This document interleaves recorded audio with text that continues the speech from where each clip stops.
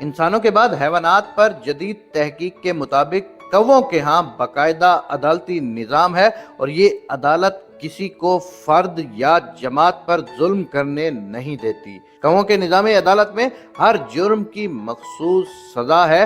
جیسے کوے کے بچے چوزے سے کھانا چھیننے کی سزا یہ ہے کہ کووں کا ایک گروپ اکٹھا ہو کر کھانا چھیننے والے کے پر نوچتے ہیں، یہاں تک کہ وہ بھی بچے کی طرح اڑ نہیں پاتا۔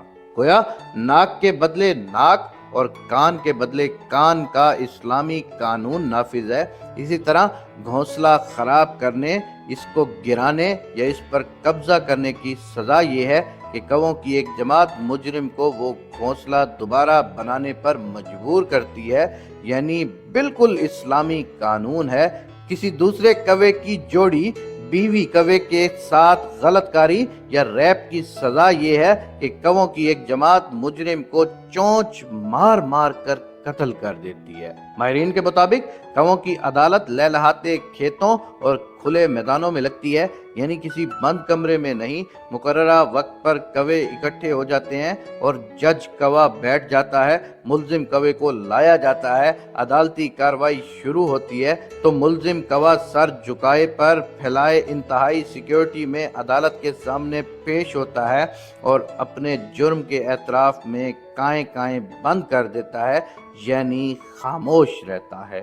جب عدالت کسی کوے کو سزائے موت سناتی ہے تو سیکیورٹی پر مامور کوے اس مجرم پر حملہ آور ہوتے ہیں اور چونچ مار مار کر اس کو قتل کر دیتے ہیں۔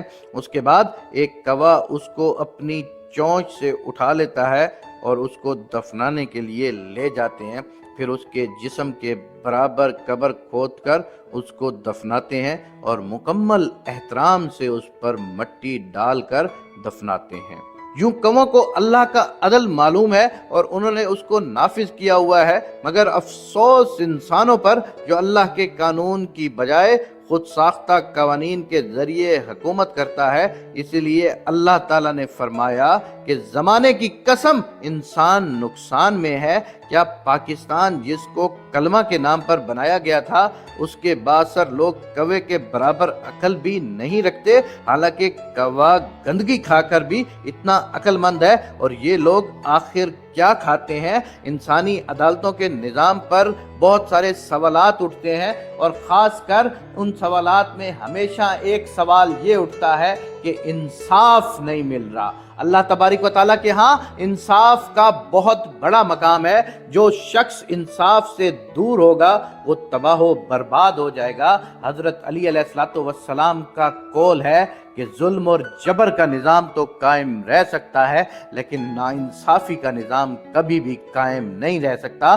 سو عدل بہت بڑی چیز ہے۔ آؤ مل کر اللہ تبارک و تعالیٰ سے یہ دعا کرتے ہیں کہ میرے پاک پروردگار، جس طرح کووں تک کے اندر ایک عدالتی نظام موجود ہے اور وہ انصاف کرتے ہیں، میرے پاک پروردگار پاکستان اور اسلامی دنیا پر بھی ایسے حکمران نافذ فرما کہ جو عدل کرتے ہوں، ایسے جج نافذ فرما جو عدل کرتے ہوں، ایسے لوگ افسر ہم پر نازل فرما جو عدل کرتے ہوں۔